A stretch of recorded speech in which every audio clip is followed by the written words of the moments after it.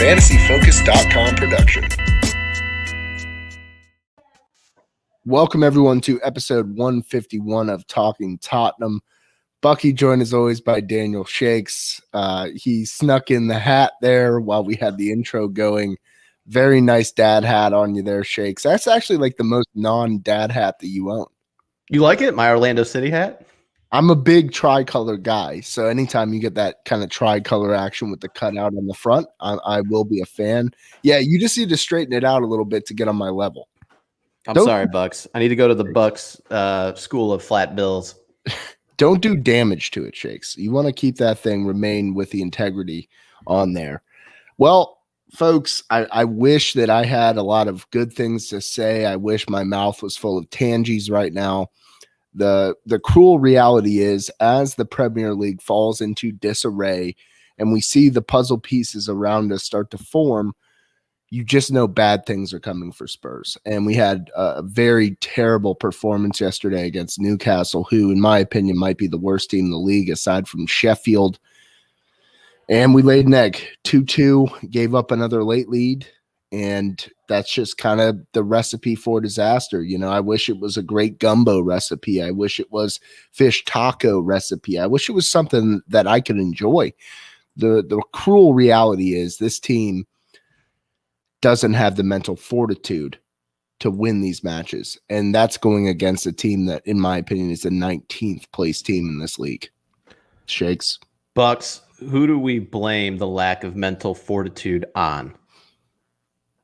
That's a great question. I mean, I think it starts with the players, obviously. I don't know what the hell's going on out there, Shakes. I don't. I really don't. And I wish I did. But you know what strikes me though, Bucks? Just like you and I don't know, it doesn't seem like the manager knows either. That was what I was going to allude to, is the fact that it seems like Jose, he's back to a soft J. It seems like Jose doesn't have tactics. There are no tactics for this team. I've never seen a team where the front line of 3 players or 4 players. Can you quit fucking with your hat, Shakes? Like, I haven't grasped how the YouTube video is a mirror. So I keep thinking I'm pulling the right side when it's the left side. No, Sorry, you look like a apologies. wannabe rapper from 2003. Which I'll accept every time because I was one of those as well. You had an outburst against me, like probably I want to have an outburst against Jose. Will you quit fucking with the back line? Will you just figure this out? Well, that's the thing. He didn't mess with it for this game. He actually went with the same setup that we had against Aston Villa, which worked out with a clean sheet. But it's just it is so preposterous that this team, it just seems like there's no buy-in aside from a handful of players. Lucas had a bad game, just didn't look good, but he's been a guy who is definitely bought in, and he's a player that we've had to rely on. And when he's not clicking, you see what the result is. Our front line, Shakes. I watch all these other games. I watch nearly every Premier League match every week, probably 7 out of the 10 per week. I don't understand. Yeah, single guy. Thank you, Shakes. Yeah, just pointing it out. No, but the front lines, why is our front line stagnant? Except for Kane, who comes back and tries to make things happen. There are no runs. There's nothing happening. And that, to me, is a tactical problem. And I can only point to blame at one person. That's Jose Mourinho. It's becoming tougher and tougher to defend Jose, let alone like think he should stay next year, Bucks. And it's because this top 4 battle is, first off, it's a slap fest. I just watched Everton draw against Crystal Palace, but I just, it's hard to comprehend how he's could have let whatever Spurs looked like in October, November, get to this point. That's the part that to me is just so confusing, how the team seems to now buy in less. The results are super poor. And just to take Spurs from, look, they weren't going to win the league. It was always Man City once they got their back line figured out, and they've run away with it. But it's not like there's world beater teams out there after Man City. Man U's at 60 points, and Spurs crushed them earlier in the year. Leicester's at 56, Chelsea's at 51, Spurs 49. I mean, Spurs, just with the talent they have and just kind of figuring out the right mix as far as their back line goes, and then also the midfield situation, mean, I just think they should just be comfortably top 4 and in second. I don't know if I'm just Spurs colored glasses on and just thinking this way, but when you look at the talent up and down the roster and know what the team was earlier in the season, it's tough to just fathom how Spurs are just on the outside looking in, and really just the quest for Europa looks like it's going to be a challenge with West Ham, Liverpool, Everton, all jumbled in there with Spurs. So you mentioned the talent, and I think that is the part that's hard to swallow for us, is the fact that you look down our lineup, you look down our roster, and you think to yourself, and I think it's collectively, we on paper it looks great, but paper and talent don't make a team. And when you don't have buy-in for the manager, for your tactics, really it boils down to this team. When I watch them, it just seems like who is giving 110% on that pitch? So, Hugo, I would say Hugo, Kane, Lucas, and Domblé has shown a bit of heart, Højbjerg, but I just don't see it. And we don't have the makeup of a team. I watch Brighton, and I've been talking with the Spurs boys on the group chat. Brighton, their collective nature to that team. I watched Palace just now. Palace with their quick flicks and knowing where their teammates would be. We don't have any sense of continuity with this team. There's no team. There's a bunch of talented players, but there's no team. You can't draw against this Newcastle team. You just can't do it. When other teams around you are dropping points, you have the opportunity to capitalize on that. And this situation couldn't have worked out better for Spurs, especially with Everton drawing today. What the hell is going on, Shakes? There's no team mentality. And if the players have a problem with the manager, fine. You know what? We've all been there, right? We don't get along with our boss. You don't get along with your coach when you're in JV trying to penetrate the varsity squad. You just don't get along, right? Wear the goddamn badge and win the game. This is simple. This is a simple game. Football is a simple game. But when you watch Spurs, they make it the most complicated mess that I've ever seen. And it's not like Aston Villa was a great performance. It wasn't. We did well. We got a clean sheet. But did you see anything that made you believe that all of a sudden we're going to turn this around and start a charge through the Prem here in the last 9 matches? Maybe I did. Maybe I took the pill. I took the green pill, whatever the hell, red pill, blue pill, green pill, doesn't matter. It's a shit pill. It's a Jose pill. And it sucks because this team doesn't believe. And if this team doesn't believe, and I'm not calling out single players, I'm calling out the collective, because Harry Kane is out there. He's putting his sack on the fucking field every time he steps out there. And he's the only reason that we got to draw. So I'm just, as you can tell, I'm a little bit fired up. All right. Yeah, I'm fired up because everybody deserves better. Kane deserves better. You know what? Screw it. Who cares about you? Who cares about me? Who cares about anybody out there who's just watching the game? What about Harry Kane? Where are his teammates to back him up? Where's the back line to make sure this shit show doesn't continue to happen? I kept thinking back to that point, Bucks, after the match, after Spurs drew again with Newcastle. So 2 points off Newcastle for the season, which is just absurd. And you probably saw all the stats too. Like Newcastle's XG was like 4. What is it? Spurs have dropped 15 points in the last 10 minutes. There's just so much shit out there. But I just kept thinking back to forget the defensive lapses and how much the manager sucks at pulling the right levers. I just kept thinking we are just wasting Harry Kane's prime. Like generational talent, happens to be one of your own, loves Spurs, doesn't want to go anywhere, loyal, and then just pissing it away. You can add Sonny to it, but it's for sure Kane. And you have these players just for this window, and to do nothing with it, it's absurd. Like it's absolutely ridiculous that this is the situation Spurs are in. And I don't think it's as much effort as maybe you do. And I'm not trying to put words in your mouth. I do think, yes, sure. It's one of those things like, sure, could this player play a certain way or maybe, up this intensity or whatever. I do think it still starts on the training ground, and that's why I'm blaming the manager for the most part. for whatever reason, the team isn't buying in collectively to play as a unit a certain way, do I not think, does that mean they're going like 10% off whatever their intensity or output level would be? Well, if that's the case, that's on the manager to not tap into that, because it's not like guys are just trying less out there. It's not so much like, to me, the effort as much as the collective buy-in, if that makes sense, at differentiating the two. I mean, just, you mentioned Brighton. It's like, yeah, these teams are like fighting tooth and nail because for whatever reason, the training they're doing, they're being sold this bill of goods of like, hey, like we have to do this. Like if you want to hang with Man U, and they almost took a point off that team yesterday, you just got to buy in the whole way and play together this way. And Spurs just don't have that buy-in. That doesn't mean like, someone's loafing it out there and it's visible for everyone to see. It just means there's this lack of continuity that for whatever reason can't get figured out. And by the way, you can put words into my mouth I will. anytime you want. Oh, and I do. No, continue down that path, please. I just don't know what to make of it.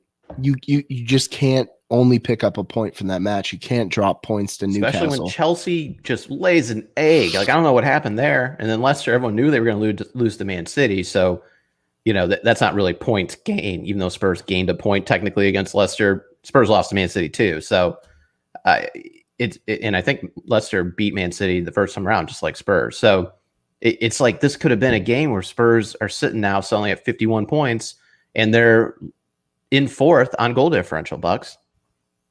Yeah. Can't have nice things. It just stinks because it seems as though this season, when the door is swinging wide open, Spurs just don't even take a step through it.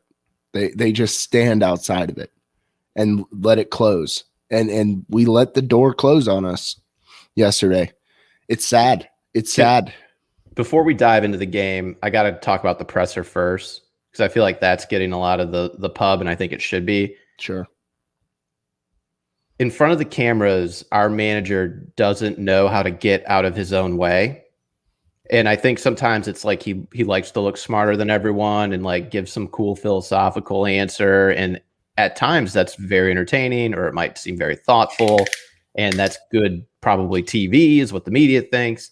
But there's other times where I don't know if he just doesn't think when he speaks, or maybe in his mind it is going to be said a different way than how it's interpreted. But basically to be asked about the team and its defensive lapses and how the team never had his prior coach teams, like other teams before Spurs, didn't have these defensive lapses at the end of matches. And for him to say same coach, different players, all you're trying to do is divide your locker room from against your coaching staff, against each other.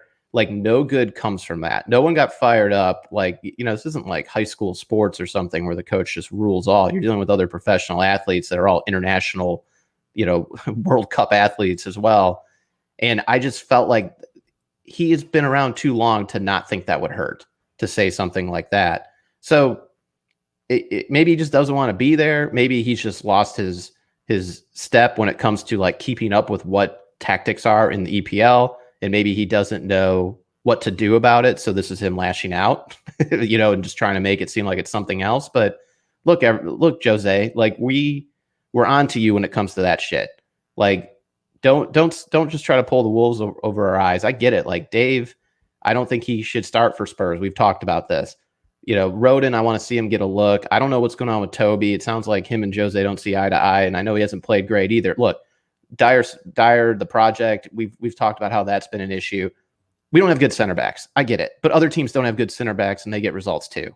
So to just like keep just hammering your players and trying to divide the locker room more, and then complain about the players not buying in the same breath, that's bullshit. Any idiot can see that, like, you can't just rag on the team while at the same time saying the team's not coming together. A couple of points that you mentioned there. Number one, you can't say what he said and have the locker room. Sure. That's gone. So it's clear he didn't have the locker room before, right? Otherwise, Correct. why say it? Yes. And I think that's just an indicator that there's just, it's a marriage that can't be reconciled at this point.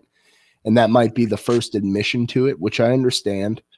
But you mentioned tactics. He hasn't kept up with the tactics of the Premier League. What tactics, Shakes?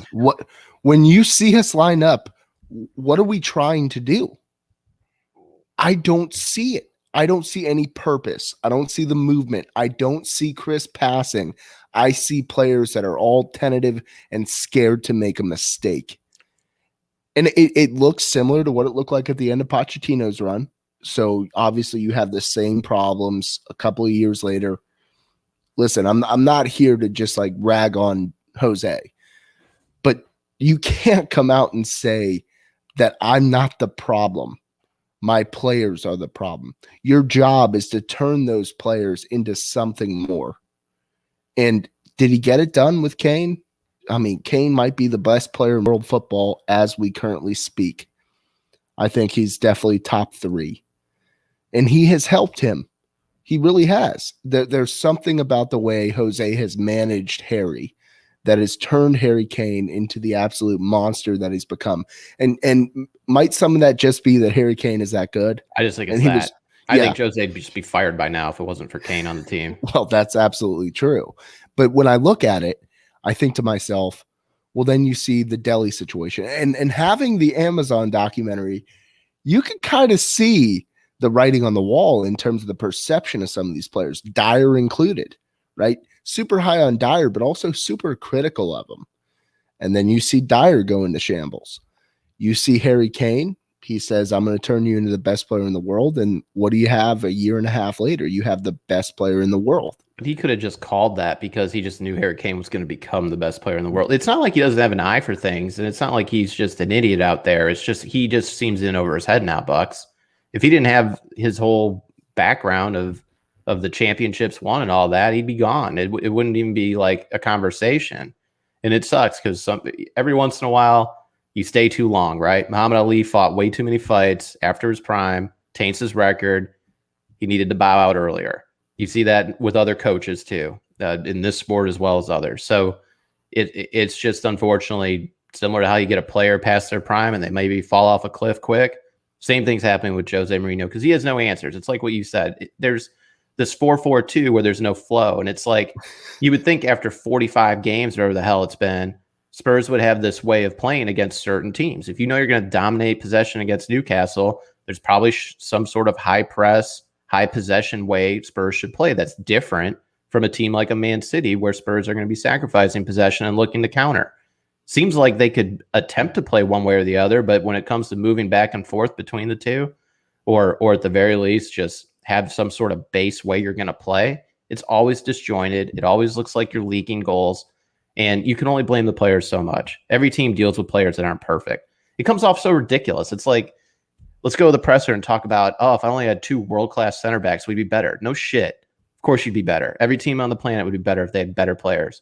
But you got to just make do with what you got.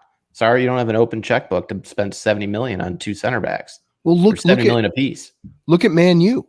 Damon Lindelof. Yeah, playing with Maguire. And Maguire's not even.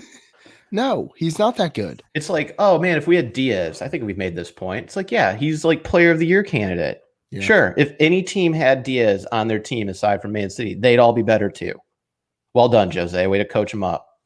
I don't like the words. I don't like the games, and it's very clear. Ali Gold posted there's a little bit of some talk in the dressing room regarding they feel isolated from him, and he's done this. He has created this monster.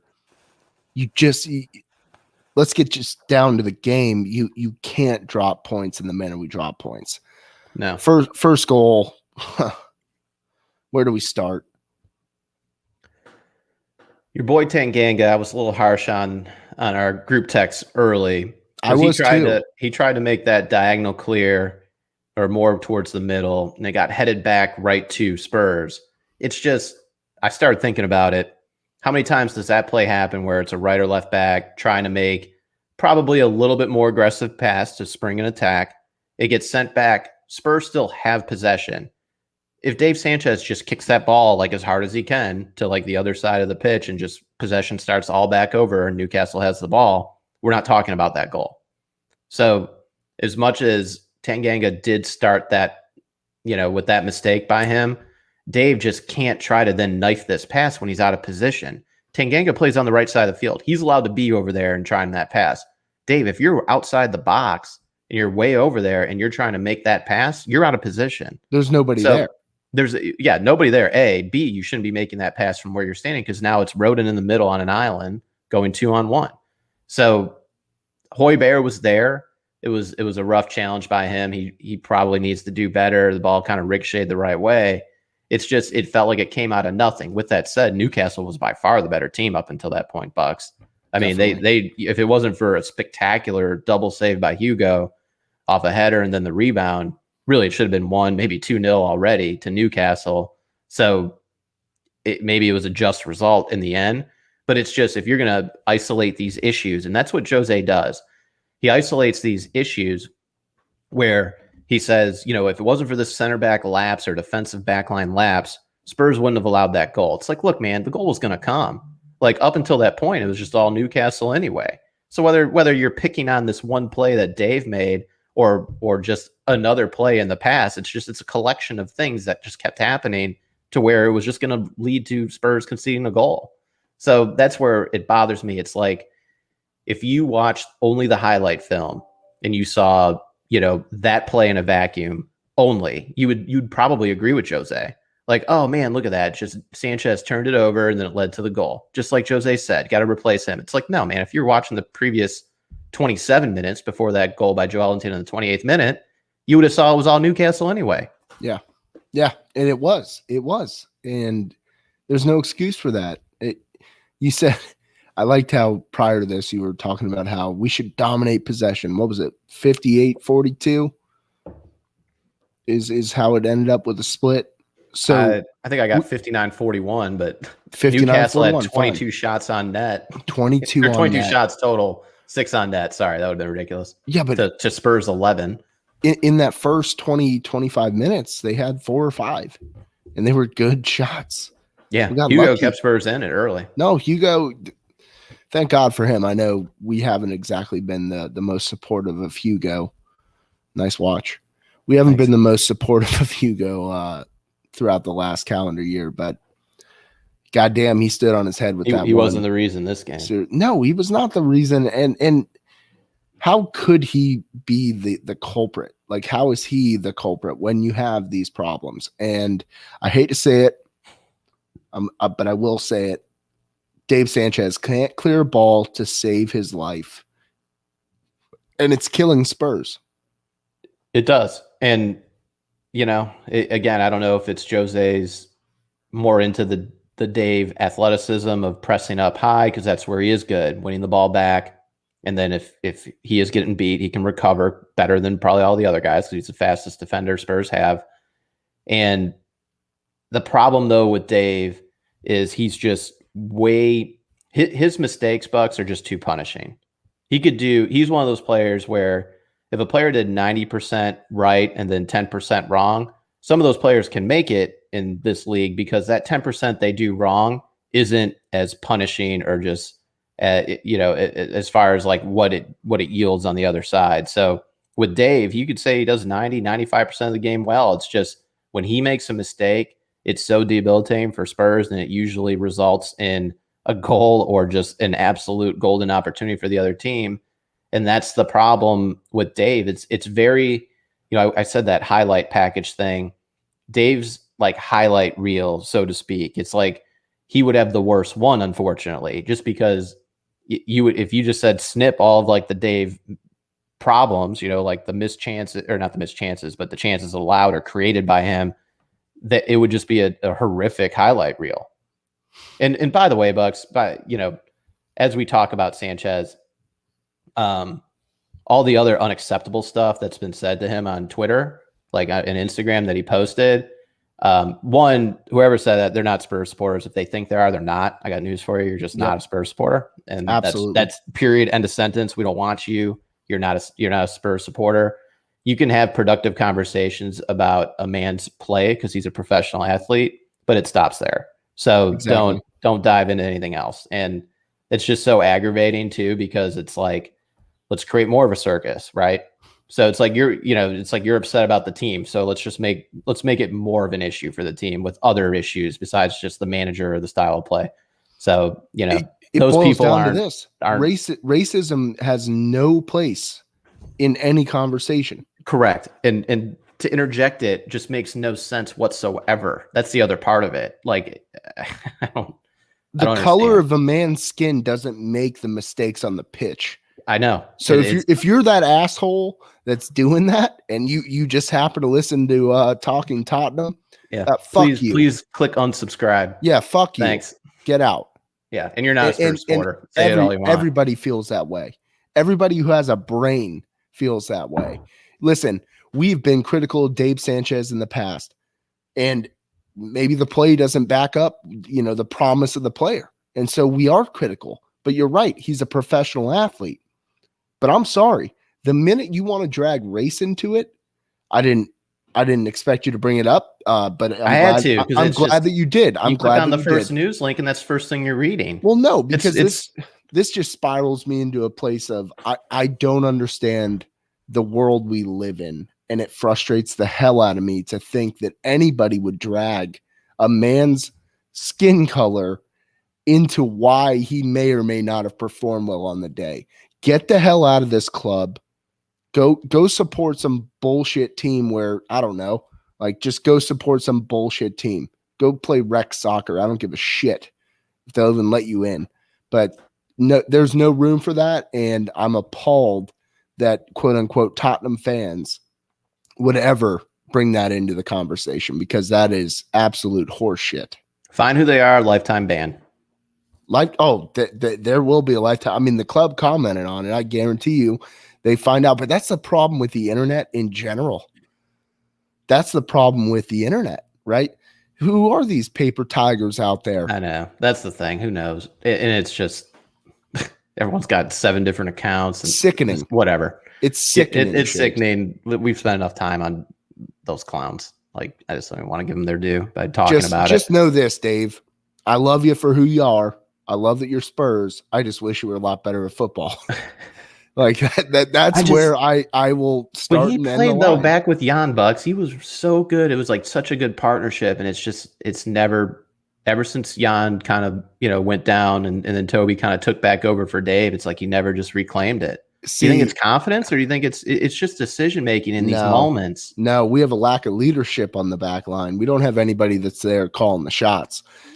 Interesting that you mentioned that on one of the group chats I'm in. One of the fellas said, you put him back there with Jan, and he was great, right? He said, you could have put me back there with Jan, and I would have been great. No, prime Jan, I think we're going to look back at and be like, wow, we had one of the best center backs he was in the world for multiple years. That was pretty fun. Yeah, we had him for a good 3-4 years. And he was left-footed. Yeah. Yeah. He was very good. And he also had acumen on the attack too. And that's another thing we miss. Dave. Oh, Dave. I could just use a header goal. It just feels like both Spurs could transfer Sanchez out, and I think not make their money back. That's gone. But I think he'd still be, by his measurables, like his age and all that, like a 20+ million player. And if that's the case, you get 100 appearances with Spurs. I just think maybe it's one of those things where you just think it's a split that benefits all. It's just a divorce that maybe was just needed. And I also think Dyer would be the one that would stay over Dave, but maybe that's just what it should be when it comes to kind of looking forward at that. But it just sucks because it's like overarching all this, you have to have this conversation while there's just clowns out there tweeting bullshit that just is unacceptable. Then you get into Spurs here, a couple of goals from Harry King Kane, who is, in my opinion, the greatest player in world football. We are lucky to have him. The first goal, terrible lead pass in from Lo Celso that somehow gets bungled. And great opportunistic ability there from Kane and puts it in the back of the net. That one was simple. The second one was a thing of beauty. Great ball from Ndombele there. Perfect pass. And then that's Kane's sweet spot. I knew, the keeper knew exactly where Kane was going to go with that ball. It was going to hit the side netting on the left side. God damn, that guy's good. And thank God for Harry Kane. I love that guy. And whatever he wants to do, I'm in full support of. So if it's a situation when we get to the offseason where he really says to Levy, I need to go, I want to win something, he will leave here and we will be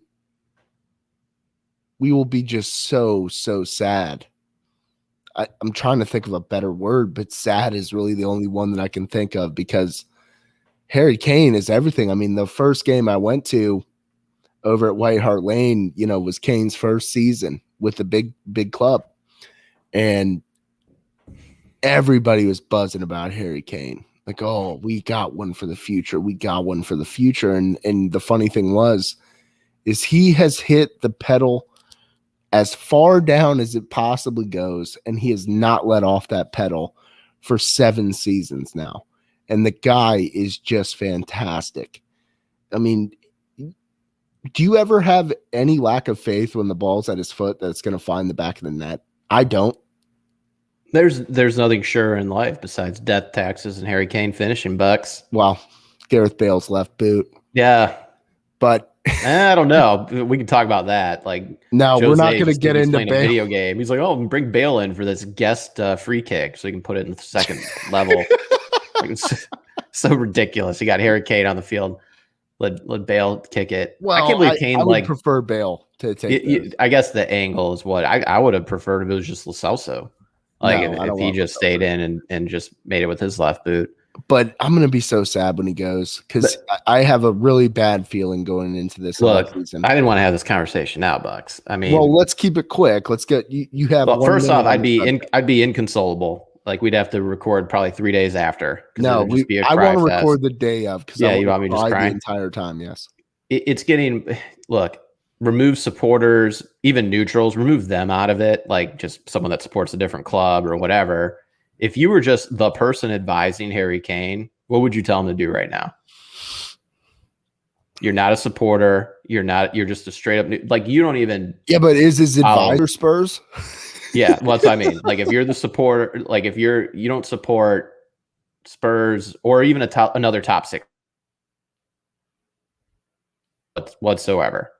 Okay. Like, you're a supporter at your Cherry Jack, our buddy at Bournemouth. Okay. Really, it does not affect him wherever Harry Kane goes. He's going to be his captain for England, so that's all that really is probably important to him.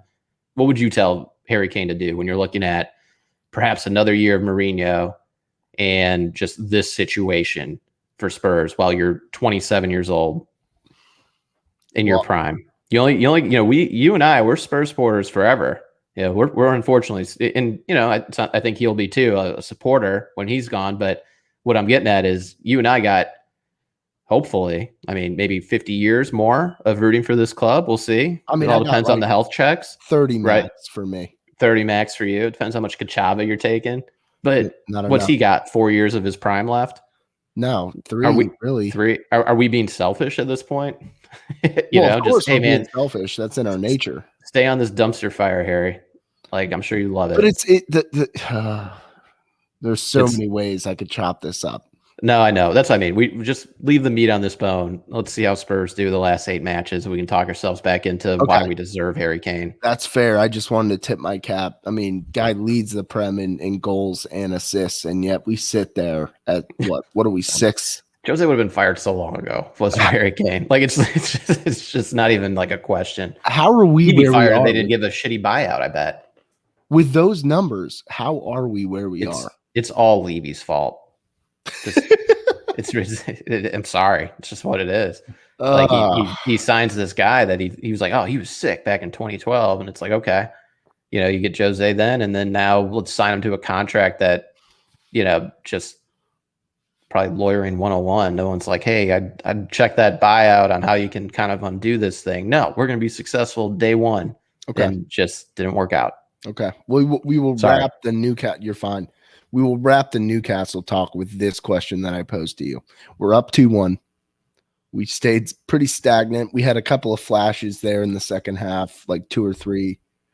Nothing came of it. Kane, goddamn, if he would have got that hat trick goal. Oh, why didn't that go in? Lamella hitting the brakes on 2 breakaways for whatever reason just really pissed me off. I love LaMelo, but Jesus Christ, man, just keep the pedal to the metal and put the ball in the back of the net. I mean, you're on 2 breakaways, and then to just hit breaks and try to find your teammates. Look, you're a selfless individual. You always have been. But Jesus Christ. Anyways, did you at any point feel safe with a 2-1 lead? No. In fact, I was convinced Spurs were drawing minimum, maybe even lose the game after Tanganga got stopped on the goal line. When it was that header where it popped up and he just great header. That awesome header, and it was pretty much at their defender. Right? The defender might have had to have jumped a little bit to head it away. When that got cleared from the line, I was like, we're not scoring. That's it. Somehow Kane can score twice in 3 minutes, yet Spurs are never going to score the last hour of this match against Newcastle. That, when you look at the highlight, it'll be like, wow, that was easy. Spurs just after 4 passes, just took and down bladed Kane, just goal. And after that, like you said, you had the LaMelo breakaway, which made no sense. Like, you just think if anyone else, like if Steve was leading that charge or Deli even, I think goal comes from it, Buck. Sorry, LaMelo. It's just part of the experience with you, though. And then what was the other one? Kane off the post. That was the LaMelo one. And then there was a couple other chances, but it just never felt like Spurs were going to get that 3rd goal, and that's what Spurs needed, because there was always going to be like 2 good chances for Newcastle. And it never feels like right now the way the team's been playing, and it probably just is an overarching thing with dealing with Jose and the style of play, and then also how the team's buying in. Those 1 or 2 chances that your opponents are going to get at the end of the game, they're burying those. They're not like missing it over the post. It's not just going to be like a good save by Hugo or just the chances flubbed. It's just going to always go in, Bucks, and it did. Probably even sooner than I thought. 85th minute, not like 91st. Yeah, it's kind of the tale of this season, huh? I never felt comfortable. I believe I texted you at 52 minutes or so and said if we don't kill this off, we're dead. Yeah. And sure enough, we never killed it off, and we were the ones that were killed in the end. However, it's not over, Shakes. No, I know. Oh, real quick though, on that goal, again, this goes back to the Jose soundbite and highlight reel. If you just watch that goal in a vacuum, it's like turnover, ball out wide. Tanganga could have made a play to either intercept the ball or perhaps get his boot in front of it. Yeah, maybe. You see then the cross. It's not dealt with well. Basically, a header is won over Reggie, and then Dave like runs into Rodin, and then it's like a wide open goal for it to get buried by Willock, or was it? Yeah, Willock. Yeah, and yes, if you watched that play, you'd been like, man, Spurs backline, everyone failed there. And again, the XG was like over 4 for Newcastle.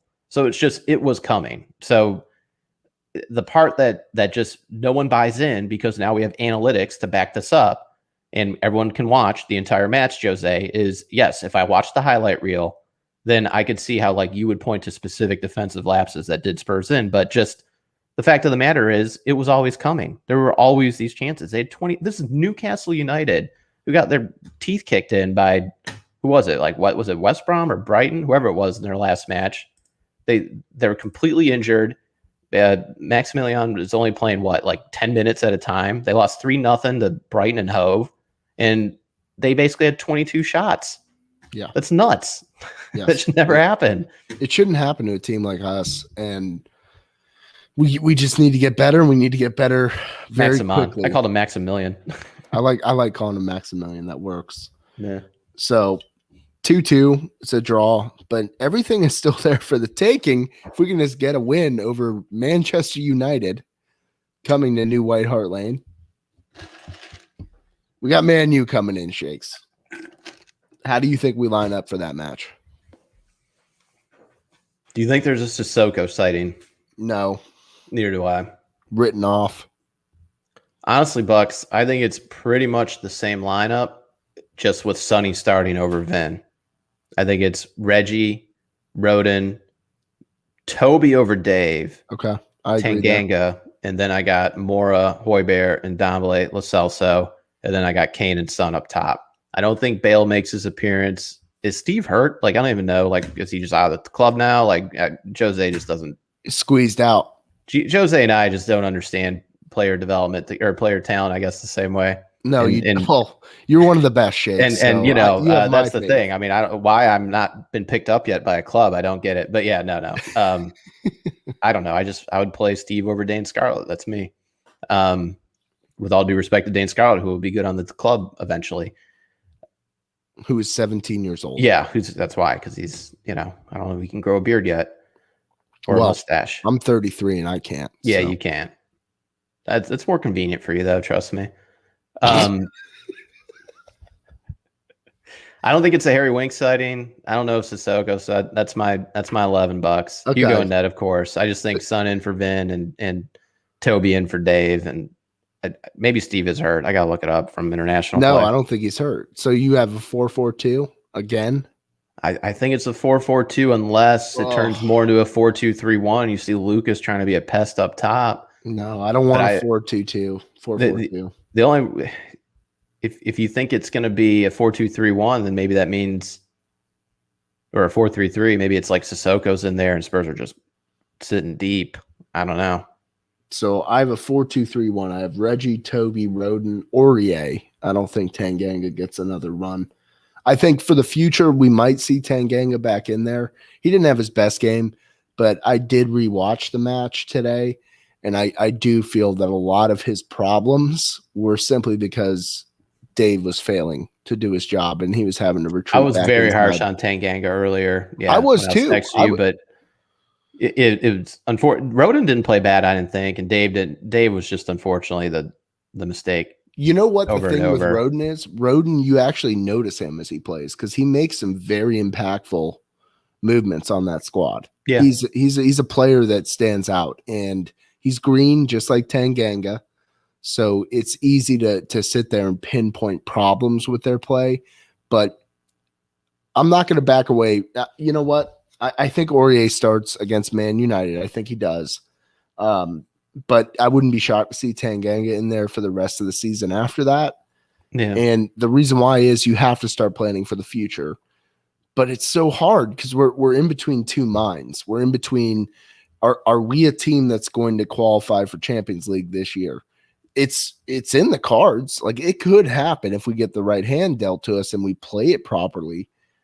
It's still there. So where are you at, in terms of how do we prepare for the future and how do we actually go ahead and capitalize on opportunities in front of Spurs right now?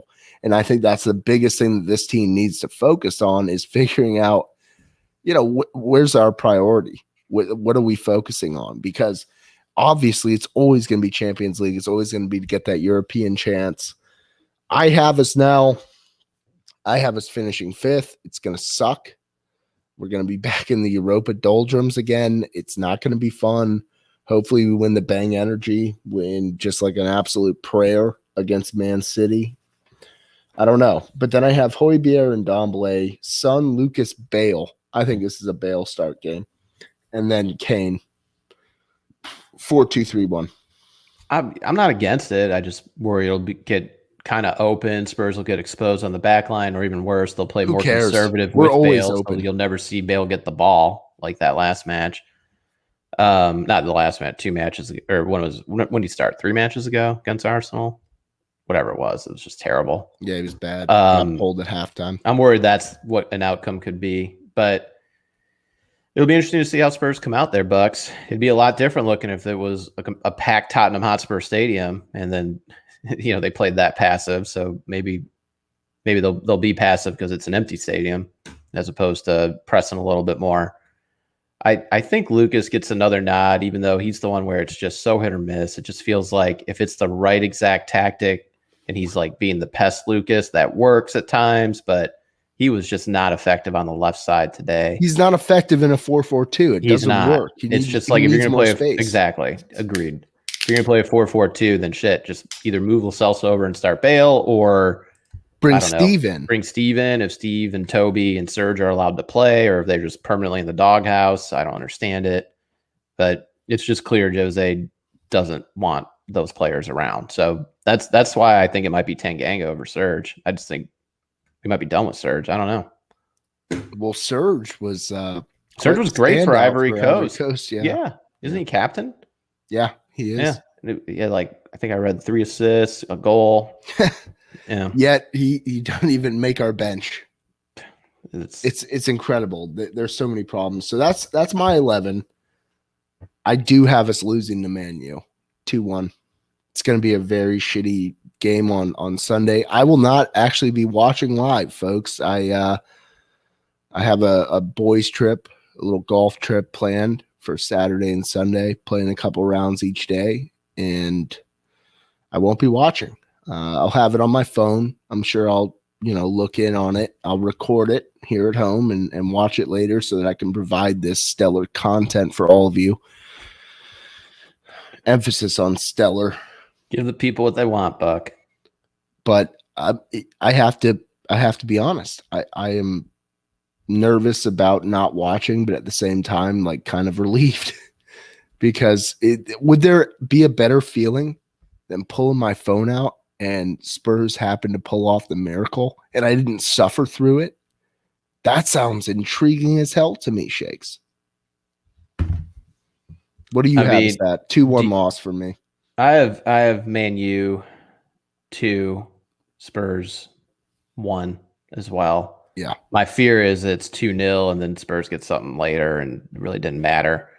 Definitely a game where Spurs maybe can start on the front foot and score, Bucks. Anything's possible, but I worry if we're talking 0-0 at half.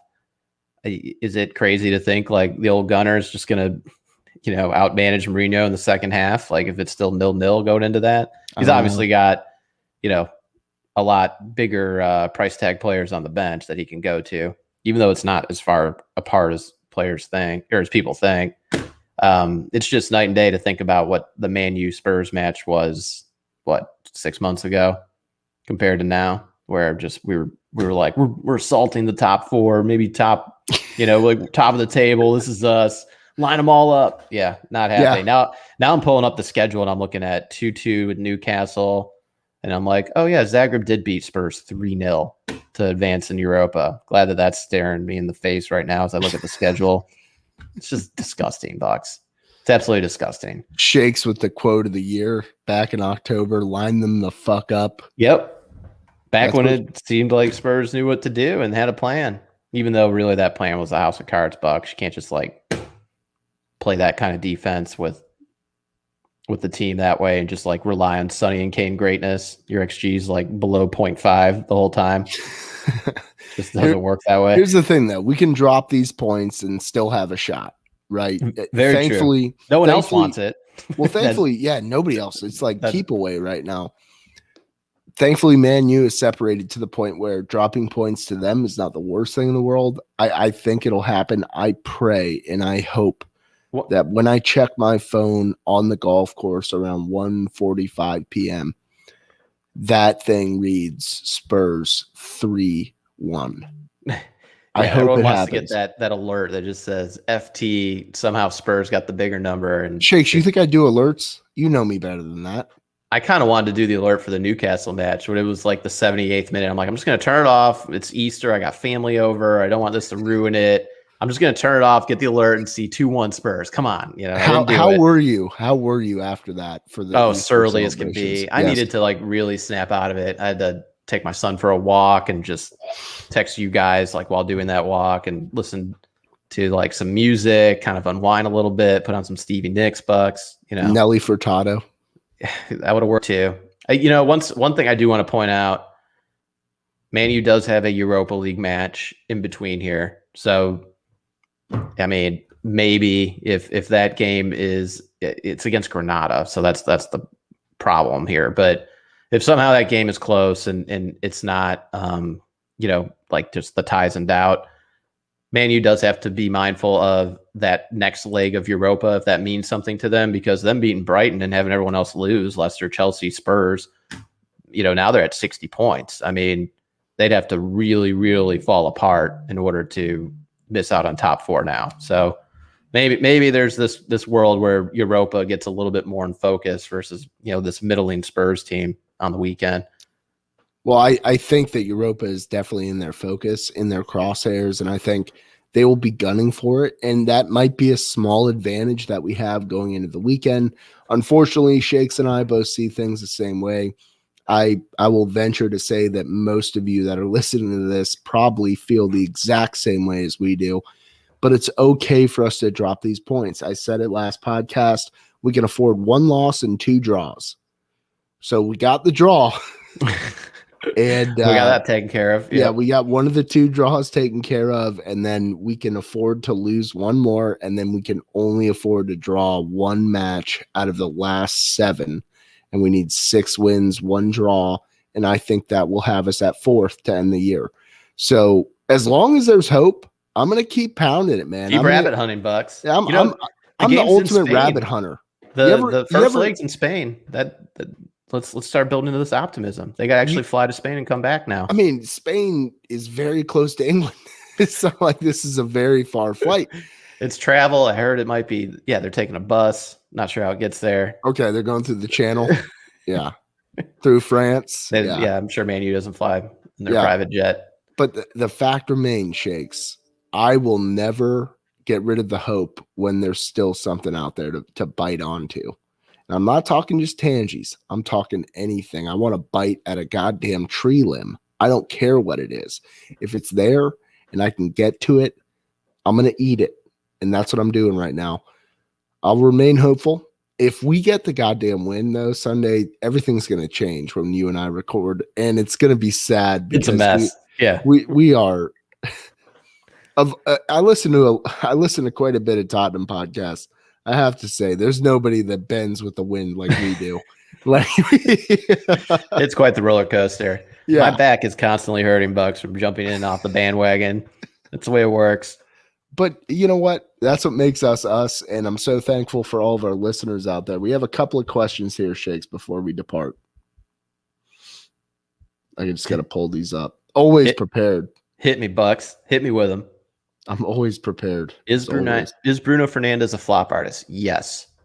Next question. Oh, yeah, for sure. Did you see the non-Man U PK as you're looking this up? It was against Brighton. Like, just if it's called the other way, Man U gets that as a call for a PK, but Brighton, no dice. Maguire just kicked the guy down. Ian Ferguson just wanted to chime in. I think I've finally gotten to the point where I'm anti-Jose. Didn't think this would happen. Welcome aboard the train, Ian. Happy to have you. For sure. Zach Angelos, appreciation posts. Hugo was standing on his head against Newcastle. I fear the day he isn't in net for Spurs. I love the guy. I would love for the guys to discuss Jose's comments. We already talked about that. Same coach, different players. He also said deep breaths, Shakes. That's what Jose said. Deep breaths, everybody. No. For you, deep breaths. Should we title the pod Spurs salvage draw thanks to Hugo? Something like against that. Newcastle. If it wasn't for Hugo Lloris, Spurs wouldn't win that. Yeah, it's kind of true. That's you got Nate Keller. Ugh, that is it. Very true. And then you got Ian. I've been tough on Hugo all season, but he played as well as you could have hoped for yesterday. Kane is a machine. We're somehow still in contention for the top 4. If we get it, great. But that is going to be a tough road. Get it done. Coys. Yeah, Ian, it will be a very, very tough road. We have 8 games left and no hope. It's absolutely terrible. There's some hope. You're right. It's fleeting, but this is by far Spurs' toughest game left. I guess that's all I got, Bucks. Well, they got Leicester too, but still, this game's tougher. You got Alex Asher here. I wrecked Dave after the West Ham performance, but this was far worse. Never seen a worse center back performance ever. Racism is uncalled for. Thank you for that. As if we didn't already know it, Alex. Definitely uncalled for. You demanded consistency in the back, but surely we can't play Dave again. You want the sack at CB. I do want the sack. I want Tanganga at center back. God damn it. He's more comfortable there. But then we and Jose are helpless at right back. Thoughts on below. So he says, I've been wanting to see a back 3 or 5 of Reggie, Davis, Rodon, Tanganga, Aurier. I don't hate it. I just don't see where the leadership comes from in that set of 5 at the back. I just don't see it. Like, who's calling the shots out of Davis, Rodon, and Tanganga? How's Davis as a center back? We just go Davis, Rodon. Want to just try it out? I don't know if we try it out against Man U. I'm in for it. I'm let's I'm do all it. ears. I'm Why all not? ears. No, I like the idea here, Alex. I really do. I don't. It's tough to have a back five and just take your mediocre center backs and add one more, and then you're taking away It could work someone up though. top that's supposed to do something for you. Reggie and Serge more attacking. I don't mind it. But wait, who are the three in the middle then? Davis, Roden, Tanganga. Yeah, so then you're basically sitting, I don't know, Lo Celso, Lucas, Bale for one of those guys. I just don't think that's the net I want out of that player. We'll wrap it here with Alex Asher. Saw Dave lost the ball 21 times. Roden lost it 5 times. So bad for a center back, especially against Newcastle. That wasn't even high pressing. I disagree. I think they were high pressing for when we tried. Yeah. At least 55%. Wasn't well executed high pressing, but yes. No, nonetheless. Newcastle was pressing. And it's not like they let the foot off the gas just a little bit, but they were pressing. And that's the other thing that pisses me off, Shakes. I see these other teams pressing us. I'm like, where's the response here? How do we get them on edge? Why are we the ones always on edge? I don't get it, Bucks. Yeah. I don't get it. Half of those turnovers led to quick shots, which pad Newcastle shot totals. Absolutely correct, Alex. We got a problem with Dave, and I'm not sure where we go from here, but let's hope and pray for a win on Sunday, folks. Thank you all for tuning in. Subscribe to us on Twitter at TTPodCoys, on YouTube at Talking Tottenham Pod. You can find us there. Thanks for all the love and support. I really do. I love each and every one of you. Danny Shakes, sign the people off. Love you guys too. Love you too, Bucky. And we just got to believe we're somehow still in this. Man U week. Come on, you Spurs. Coys, get it done. Beat United.